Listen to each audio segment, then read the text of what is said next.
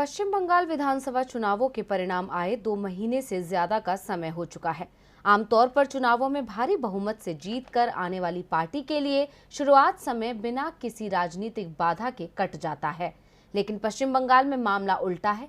यहाँ चुनाव परिणाम आने के साथ ही राजनीति शुरू हो गई। बंगाल विधानसभा के बजट सत्र में हंगामा मचा हुआ है और अब बीजेपी विधायक ने अपने ही सदस्य को सदन में घेर लिया।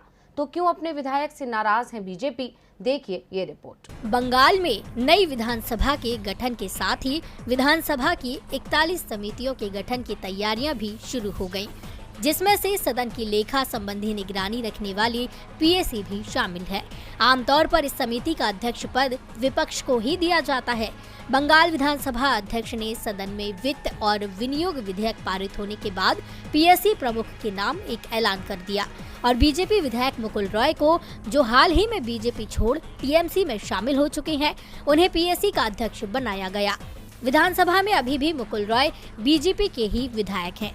वो कृष्णनगर उत्तर सीट पर बीजेपी के टिकट से चुनाव जीते हैं और विधानसभा में बीजेपी विधायकों के साथ ही बैठ रहे हैं।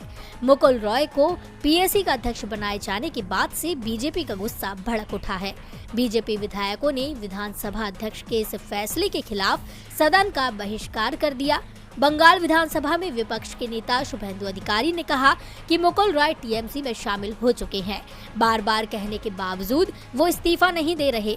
विधानसभा अध्यक्ष को हमने इसकी शिकायत की है। शुभेंदु ने कहा है कि हमने पीएसी में 6 विधायकों का प्रस्ताव दिया था। भाजपा ने कभी मुकुल रॉय के नाम की सिफारिश नहीं की। वो सार्वजनिक रूप से तृणमूल कांग्रेस में शामिल हो चुके हैं, लेकिन फिर भी उन्हें नियमों की अवहेलना करते हुए पीएसी अध्यक्ष नियुक्त किया गया। दूसरी ओर टीएमसी की ओर से बीजेपी के आरोपों का जवाब देते हुए कहा गया कि विधानसभा की समितियों के चुनाव में सरकार की कोई दखलंदाजी नहीं होती। विधानसभा अध्यक्ष इसका चुनाव करते हैं। विधानसभा अध्यक्ष ने अपने विवेक से फैसला लिया है। बीजेपी को यदि कोई समस्या है तो विधानसभा अध्यक्ष के सामने जाकर अपना पक्ष रख सकते हैं।